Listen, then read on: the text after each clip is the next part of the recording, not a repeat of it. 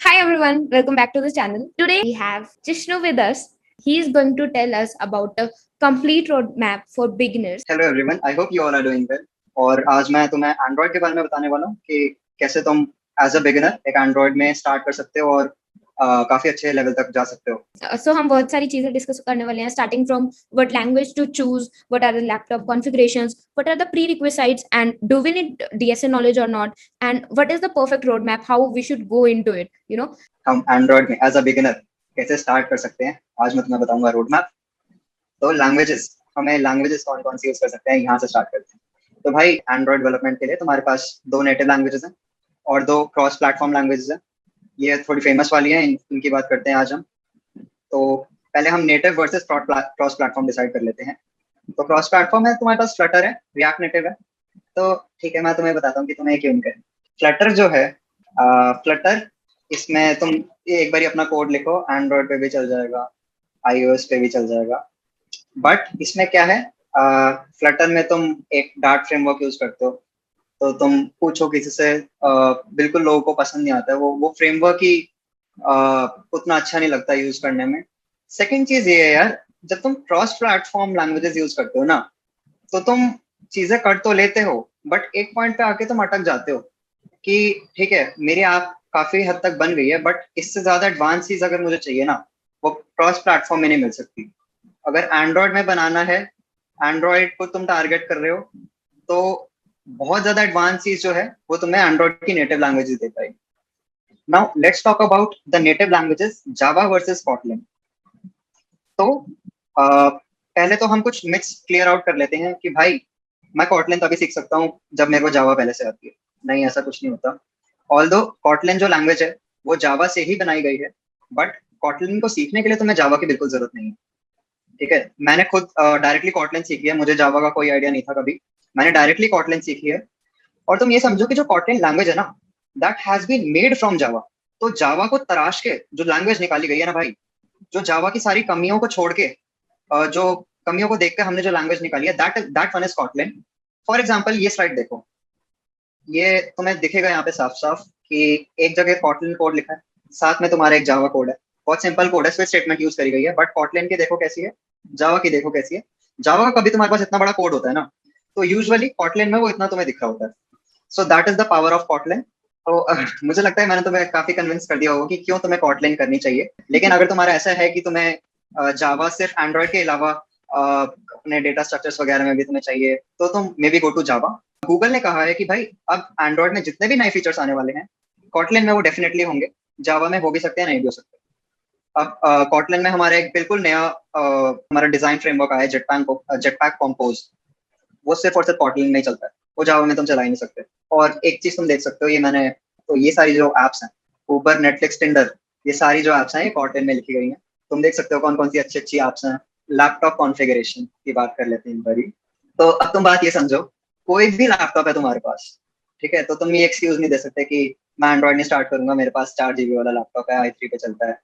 ठीक है, मैंने भी बहुत ही सस्ते लैपटॉप से स्टार्ट किया था। i3 था वो, 4 GB रैम के साथ, उसके अंदर SSD नहीं थी। एक बार उसको तुम ग्रेडल बिल्ड अपना रन करो तो उसको 15 मिनट लग जाते थे। बट अगर यार तुम स्टार्ट कर रहे हो, तुम जस्ट सीखना चाहते हो, तुम्हारा काम होगा, हर लैपटॉप पे काम होगा। पर क्या एक मिनिमम कॉन्फ़िगरेशन तुम्हें रिक्वायर्ड है, उसकी हम यहाँ पे बात कर लेते हैं। तुम्हें 8 GB रैम चाहिए, ये एक मिनिमम अच्छी मानी जाती है। तुम्हारा जो, अगर तुम जस्ट कॉलेज में आए हो तो तुम यही चाहोगे यार कि जो तुम सीख रहे हो ना उसको एटलीस्ट ठीक से सीख पाओ। कॉलेज में आए हो तो उसको एक फ्लो में सीखो तुम।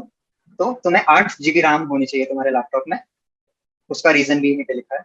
देन SSD, हमारे पास दो तरह की हार्ड डिस्क ड्राइव्स होती हैं, तुम सबको पता है। तो SSD जो है, एंड्रॉइड स्टूडियो यार काफी देर भी ले लेता है कई बार स्टार्ट होने में। तो if you have an SSD, काफी जल्दी से तुम्हारा स्टार्टअप हो जाएगा, और जो तुम अपने प्रोग्राम्स बनाओगे वो रन भी बहुत जल्दी से हुआ करेंगे। और जो तुम्हारा ये है प्रोसेसर, कम से कम i3 10th gen लो, i5 ले लो अगर तुम्हारे, if your pocket allows that. Alright, तो यार ये सब होता है लैपटॉप के कॉन्फ़िगरेशन में। हाँ, अब ये भी होता है कि जैसे तुमने अपनी कोई एंड्रॉइड ऐप जो है, तुमने कोड किया कुछ, अब तुम उसको रन करके देखना चाहते हो, तो जो रन होता है तुम्हारा, या तो वो लैपटॉप पे ही हो सकता है, एक एमुलेटर के थ्रू तुम्हारे लैपटॉप पे एक फोन की स्क्रीन आ जाएगी। दूसरा ऑप्शन ये है कि तुम अपने फोन को ऐप को रन करने के लिए यूज कर सकते हो। इफ यू वांट कि तुम्हारे लैपटॉप पे ही हो, then you need a 16 GB RAM laptop. But सबसे इजी चीज यही है कि तुम अपने फोन को कनेक्ट कर लो, सब लोग यही करते हैं। ओके, चलो। हाँ, तो अब हम इस बारे में बात कर लेते हैं कि हम कॉटलिन के साथ एंड्रॉइड स्टार्ट कैसे कर सकते हैं। तो यार मैंने सबसे पहले कॉटलिन कहाँ से सीखी थी, these two links in the description. तो ये जो प्रोग्रामर्स वाली वेबसाइट है, यहाँ पे तुम कॉटलिन सीख सकते हो, कॉटलिन के बेसिक्स। ठीक है, तुम्हें इतने बेसिक्स मिल जाएंगे कि तुम जस्ट एक छोटे से प्रोजेक्ट को स्टार्ट कर पाओ। तुम्हें प्रॉब्लम नहीं होगी, एकदम से ऐसा एकदम से जादू होता है वो नहीं दिखेगा जब तुम कोई ट्यूटोरियल देखोगे। थोड़ी बहुत कॉटलिन तुम्हें आती होगी। और ये यूडासिटी का कोर्स है, ये काफी अच्छा कोर्स है। तुम्हें तुम्हें स्टार्ट करने में बहुत हेल्प होगी इस कोर्स से। और एक्चुअली कुछ कोर्सेज खुशबू भी लाने वाली है, ठीक है, तो तुम वो सब भी देख सकते हो। So Jishnu is going to teach you some courses. So वो भी इसी चैनल पे लॉन्च होने वाले हैं, और जस्ट इस वीडियो के बाद you can start learning. You can start with other channels, you can start with our channels, but the only recommendation is to start. Yes, कहीं ना कहीं तुम बस स्टार्ट करो, किसी भी चीज से इंटरमीडिएट होने की जरूरत नहीं है। ये ऐसी जगह है जहाँ से मैंने खुद भी स्टार्ट किया था। कॉटलिन तो यहाँ से जरूर सीखो, ये जो मैंने वेबसाइट मेंशन करी है। चलो आगे बढ़ते हैं। हमें डीएसए की जरूरत है कि नहीं? ठीक है, तो हमें डीएसए की कोई जरूरत नहीं है। मुझे तो ऐसा लगता है कि रियल लाइफ में हम कहीं ना कहीं से अपने प्रोग्राम को ऑप्टिमाइज करने के तरीके टाइम के साथ खुद ही निकाल लेते हैं। रियल लाइफ में तुम्हें उतने ज्यादा एडवांस्ड डीएसए की जरूरत नहीं पड़ती, बस थोड़ी बहुत बेसिक नॉलेज की जरूरत पड़ती है। So this is your answer. DSA नहीं भी आता तो you can start with Android development. अब अगर तुम ये पूछो क्या वो लास्ट मिनट टिप्स हैं जो तुम एक एंड्रॉइड बिगिनर को स्टार्ट करने से पहले दोगे, तो वो टिप्स ये है यार, मैं बहुत ज्यादा इस पे फोकस करना चाहूंगा कि don't try to follow road maps. मैं तुम्हें रोड मैप ही बता रहा था, बट मैं तुम्हें अब ये बता रहा हूँ कि तुम्हें रोड मैप फॉलो करने की जरूरत नहीं है। तुम्हें रोड मैप फॉलो करने की क्यों जरूरत नहीं है यार, इस बात को तुम ध्यान से समझो। सपोज तुम कोई एक रोड मैप पढ़ते हो, मैंने तुम्हें नहीं दिया लेकिन तुमने कहीं और से उठा लिया रोड मैप। वो रोड मैप तुम्हें ये बता दे कि तुम्हें ये कॉन्सेप्ट ए सबसे पहले पढ़ना है, उसके बाद तुम्हें कॉन्सेप्ट बी पढ़ना है, उसके बाद तुम्हें सी पढ़ना है। ऐसे तुम्हारे यहाँ रोड मैप खत्म हो जाएगा, उसके बाद तुम एंड्रॉइड डेवलपमेंट स्टार्ट कर सकते हो। तो और तुम्हें डीमोटिवेशन ये हो जाएगी कि जब तक मैं ये सारे अपने ये सारे कॉन्सेप्ट्स कंप्लीट नहीं करूंगा तब तक क्या मैं एंड्रॉइड डेवलपमेंट नहीं कर सकता। यार ऐसा नहीं होता, रियल लाइफ में कभी ऐसा नहीं होता। अगर तुम गिटार सीखना चाहते हो या अगर तुम स्विमिंग सीखना चाहते हो तो तुम एक किताब पढ़ के नहीं सीख सकते कि भाई मैं किताब पढ़ लेता हूँ, मुझे समझ आ जाएगा पूरी थ्योरी स्विमिंग की और उसके बाद मैं पानी में उतरूंगा, मैं अपनी बोयंसी कैलकुलेट करके ये सारी चीजें। नहीं, ये सब नहीं होता। स्विमिंग करने के लिए तुम्हें पानी में उतरना पड़ेगा। एंड्रॉइड सीखने के लिए एंड्रॉइड स्टूडियो तुम्हें सीखना पड़ेगा, एंड्रॉइड में कोड करना तुम्हें स्टार्ट करना पड़ेगा। The most important thing, as Khushbu quoted, is to start. Just start somewhere. तुम्हें अब होता क्या है, जब तुम्हें ये करना चाहिए, तुम अपने प्रोजेक्ट्स बनाओ, प्रोजेक्ट्स बनाना स्टार्ट करो। तुम ये सोचो कि सपोज मुझे नोट ऐप बनानी है, तो अब मैं खुद सीखूंगा कि भाई अगर मुझे नोट वहां पे डालना है, मेरे को नोट टाइप करवाना है यूजर से, तो अब मैं ये सर्च करूंगा कि नोट कैसे टाइप करवाते हैं। उसके बाद मेरे को सेव करवाना नोट, तो मैं ये सर्च करूंगा नोट कैसे सेव करवाते हैं। मैं कोई रोड मैप नहीं फॉलो करूंगा, क्योंकि रोड मैप फॉलो करोगे तो रोड मैप फॉलो ही करते रह जाओगे, स्टार्ट ही नहीं कर पाओगे। और ये जो थर्ड चीज है यहाँ पे, इस पे मैं बड़ा फोकस करना चाहूंगा कि a good developer is the one who knows how to Google. यार होने क्या वाला है, अब मैं तुम्हें पहले बताता हूँ होने क्या वाला है। जब तुम एंड्रॉइड डेवलपमेंट स्टार्ट करोगे, जब कोई भी एंड्रॉइड डेवलपमेंट स्टार्ट करता है, तो होता क्या है, तुम कोड करते हो, एरर्स ही एरर्स आ जाते हैं। तो तुम में यार पेशेंस होनी चाहिए कि तुम उन एरर्स को जाके गूगल कर पाओ। वहां पे तुम गूगल करो, तुम स्टैक ओवरफ्लो पे देखो, तुम गिटहब के पेजेस, गिटहब के इश्यूज देखो, वहां से तुम सीखो, वहां पे तुम सॉल्यूशन देखो और उसको इम्प्लीमेंट करना सीखो। ट्यूटोरियल देख के कुछ नहीं होगा, ना ही रोड मैप फॉलो करके कुछ होगा। अ good developer is the one who can Google what he wants, right? चलो आगे बढ़ते हैं, बहुत गूगल है। तो अगर तुम मेरे को फोर्स ही कर दो कि भाई मेरे को दे रोड मैप, तो ये लो तुम्हारा रोड मैप। रोड मैप ये है भाई, कॉटलिन और एंड्रॉइड के बेसिक सीखो, इतने सीख लो, बस इतने सीख लो कि तुम स्टार्ट कर पाओ। उसके बाद यूट्यूब पे जाके अपना फेवरेट सा ट्यूटोरियल ढूंढो और वो वाले ट्यूटोरियल से तुम एक ऐप बना लो। इसके बाद तुम एक ऐप ऐसी बनाओ जो बिना ट्यूटोरियल के तुम खुद बना रहे हो, वो तुम्हारा अपना प्रोजेक्ट होगा।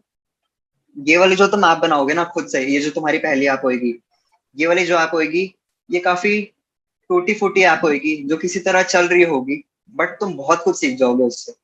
धीरे धीरे तुम्हें पता लगेगा कि एक टूटी हुई ऐप को एक ऐसी ऐप कैसे बनाते हैं, उसकी कोडिंग इस तरीके से कैसे की जाए ताकि दूसरे लोग उसे समझ पाए। तुम्हारा एक बहुत स्ट्रक्चरल कोड हो, तुम्हारी ऐप में एक आर्किटेक्चर हो, एक ऐसा आर्किटेक्चर जो तुम्हें समझ आता है, जो दूसरों को समझ आता है, और वो तुम्हें फ्यूचर में अपनी ऐप में और हाई लेवल कंपोनेंट्स ऐड करने को अलाउ करता है। वो तुम सीख पाओगे टाइम के साथ साथ में, तुम्हारी पहली ऐप में नहीं होगा ये। और थर्ड पॉइंट मैंने ये लिखा है कि build a complex app using a tutorial, और उसके बाद तुम कॉम्प्लेक्स एप्स खुद से बनाते जाओ, ठीक है, ट्राई करते जाओ कि भाई कैसे बनाना है। तो यार यही था मेरी तरफ से रोड मैप तुम्हारे लिए। Khushboo please continue. I don't have any other questions for you because I think you have cleared all my doubts. So So yeah. one thing I would like to share to your viewers is that that first app that I had made, that app is called Assignments, and now it I has know. around 3,000 users. Yeah. It has around 3,000 users, and that app was built on a 4 GB non-SSD i3 computer. That was a very shitty computer. God knows how I made that, but तुम start कर सकते हो। हम सब तुम्हें यही बता रहे हैं, Yeah. तुम start कर सकते हो, ठीक है? Amazing. That's amazing. And if you all have any other doubts, you can definitely put them in the comments, or check out Jishnu's profile. Go to his LinkedIn and spam him with all your questions and queries. Check out his channel and learn Kotlin from there. And yeah, if you Yeah. want to learn app development from him, do subscribe to the channel because he is going to Android Yeah, development I'll be very posting soon. videos from now on. Yeah. Yeah. So I hope you all take care of yourself, and we are going to see you super soon.